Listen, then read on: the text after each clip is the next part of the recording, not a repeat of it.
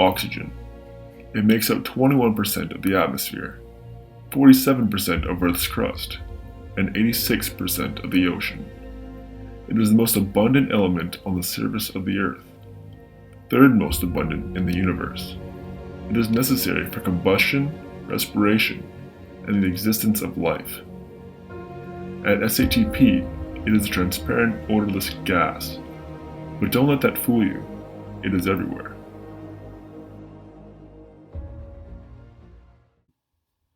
Oxygen, seen in the upper right region, has atomic number 8 with an atomic mass of 15.999 daltons. It is the first element of the chalcogen group. As seen previously, oxygen is in period 2 and thus has a maximum electron energy level of n equals 2. Small n values mean lower energy levels and smaller orbital sizes. N equals 2 means the shell is classified as an L subshell. The angular momentum quantum number, designated by the letter L, is 1. This determines the orbital shape, which is a p orbital. The subshell notation is thus classified as a 2p orbital. There are 3 2p orbitals in oxygen. The magnetic quantum number, ml, distinguishes the 3p orbitals by orientation on either the x, y, or z axis. ml can be either -1, 0, or 1. The magnetic spin notes the 2 possible orientations of the electron spin axis and can either be positive or -1/2. Here, the different orientations of the 2p orbital are shown. Each orbital has a positive and negative phase separated by a node shown by the orange line. A node is found at the nucleus, as no electrons are present in the positive nucleus. 3 graphs can be drawn to help visualize and identify the location of the electron within the 2p orbital. The R versus R graph is the radial part of the hydrogen eigenfunctions. It helps envision the size of the orbital and shows what happens to the wave function as the radius is varied in one specific direction. The R squared versus R graph is the radial density function. This graph gives the relative electron density as a function of distance from the nucleus. It is prepared by squaring the radial function. This determines the probable density of the electron cloud at a specific distance from the nucleus. The 4pi r squared graph is the radial probability function.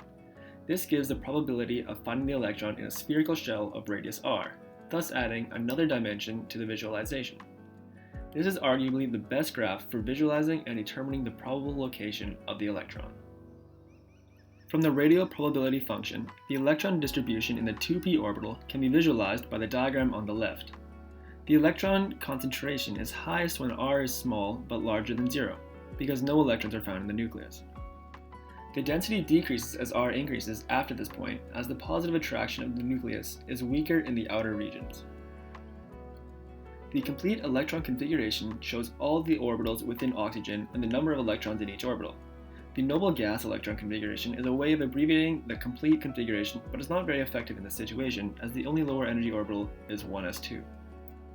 The most typical ion for oxygen is the 2- state, in which the atom gains 2 electrons to fulfill the octet rule in the 2p orbitals. The orbital diagram of neutral oxygen is shown on the left. The term symbol is simply a summary of all the quantum numbers of a specific electron in a multi-electron atom. The ground state is the state in which the element typically resides. Thus for oxygen, the ground state is the neutral state shown above and has the term symbol 3p. The 2p orbitals contain 2 unpaired electrons and are thus attracted to a magnetic field. This can be demonstrated by liquid oxygen, which is present in a pale blue color.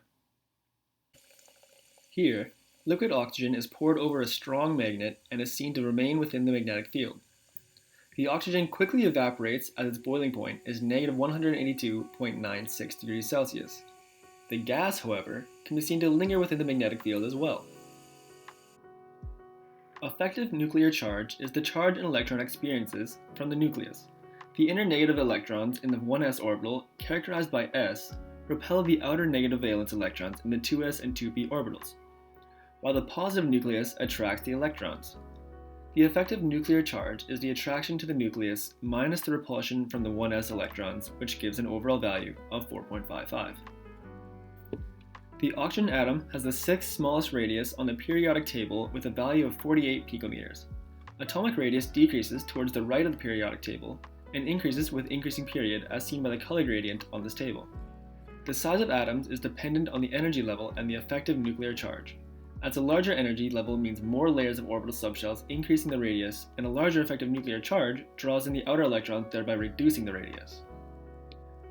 Oxygen's most common ion, as previously discussed, is the O2- anion. The first ionization energy of oxygen is high because the radius is small and the effective nuclear charge is large. This causes the outermost electron to be attracted to the positive nucleus more strongly and thus require more energy to ionize. Typically, the ionization energy increases towards the right of the periodic table. However, oxygen goes against this trend as it has a lower ionization energy, 1313.9 kJ per mole, than nitrogen, 1402 kJ per mole. This is because oxygen has one more 2p electron than the half-filled 2p subshell of nitrogen. The half-filled 2p subshell is more stable and thus it is easier for oxygen to lose an electron. Oxygen has the second highest electronegativity after fluorine. Electronegativity generally increases from left to right and bottom to top on the periodic table, as seen by the color gradient in this table. Electronegativity represents the ability of an atom to pull the electrons in a bond towards itself. Oxygen is a good oxidizer and its high electronegativity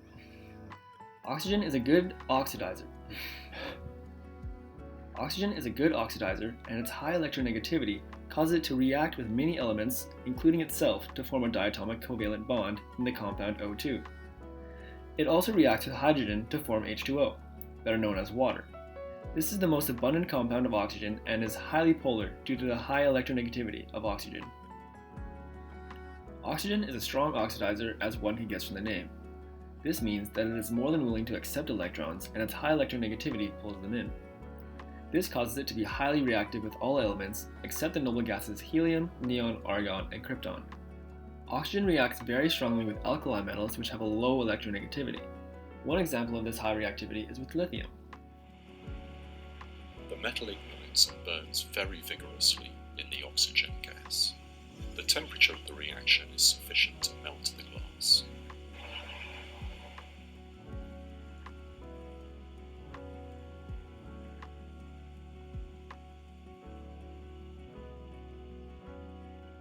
The product lithium oxide is fused to the glass.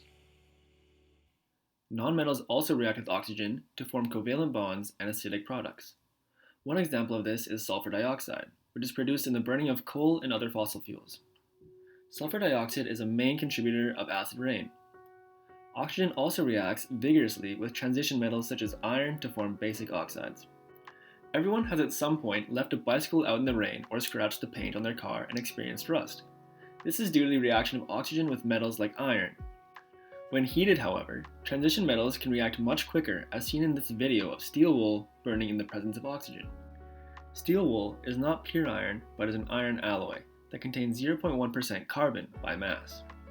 The high surface area of steel wool allows it to react efficiently with the oxygen. Also, this reaction would be much more vigorous if placed in pure oxygen. However, the atmosphere is only 21% oxygen.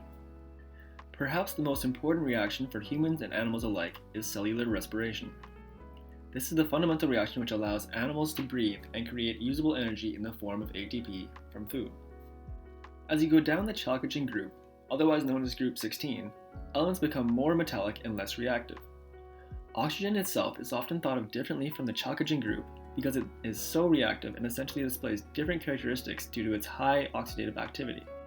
Furthermore, most of the chalcogen elements can form allotropes. Oxygen forms O2 and O3, while sulfur forms 20 different allotropes, including the diatomic S2. Selenium also forms 8 different allotropes. The larger chalcogens, however, do not form allotropes. This is because the strength of the single bonds decreases down the group as the metallic character increases. The chalcogens are also the first group with no stable metals. Polonium has metal characteristics but is highly radioactive and not stable. Oxygen reacts with many atoms to form important compounds. One prominent example of this is H2O. Water is important for obvious reasons. It comprises 71% of Earth's surface and 60% of the human body.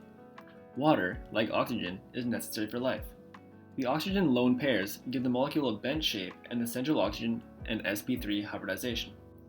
The high electronegativity of oxygen causes the compound to be polar and hydrogen bond with other water molecules.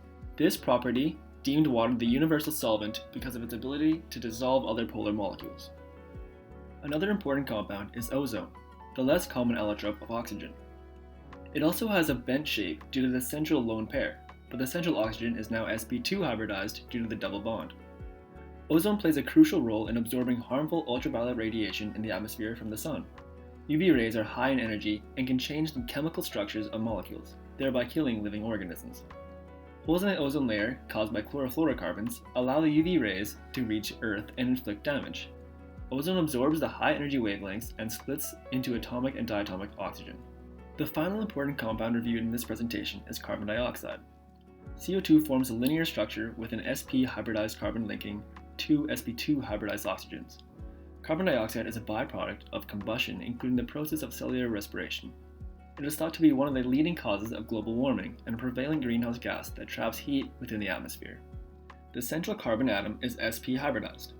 This means the 2s orbital has combined with the 2p orbital to create two sp orbitals as seen in the atomic orbital diagram.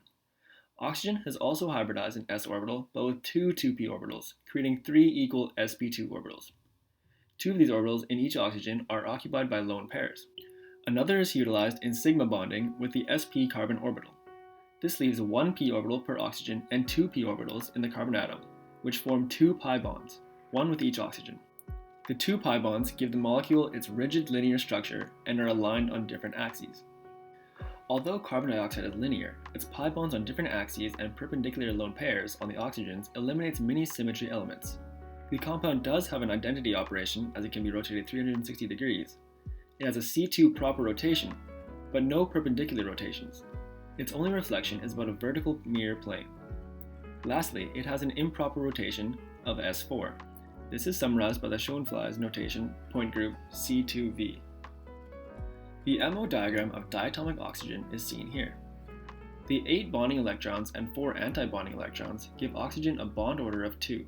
Thus, a double bond is seen to join the atoms. The highest occupied molecular orbitals are displayed as being the anti-bonding pi 2p orbitals. The lowest unoccupied orbital is the anti-bonding sigma 2p orbital. Once again, we see that oxygen is paramagnetic because of lone electrons in anti-bonding pi orbitals. Valence bond theory suggests oxygen is diamagnetic, with no lone electrons. However, we saw from the previous video that it is in fact paramagnetic. The molecular orbital diagram of the theoretical bonding of oxygen and fluorine to form the non-existent compound oxygen monofluoride is displayed in the diagram. The bond order from the 8 bonding electrons and 5 anti-bonding electrons is 3/2. Thus, the molecule is unstable and will not form. The HOMOs are pi antibonding 2p orbitals, and the LUMO is a sigma antibonding 2p orbital. Fluorine has a high electronegativity and attracts the electrons more towards itself. This causes the HOMO and LUMO to be closer in energy to the oxygen atom than the fluorine atom. Therefore, the oxygen displays more HOMO and LUMO characteristics, in that it is more likely to accept and to donate an electron to form a new bond with, say, another fluorine to produce oxygen difluoride. The theoretical compound would also be slightly paramagnetic due to the single unpaired electron in the pi antibonding 2py orbital. Thank you for watching my presentation. Quick reminder that oxygen is all around us. In the air we breathe, in the ground we walk, and in the water we swim.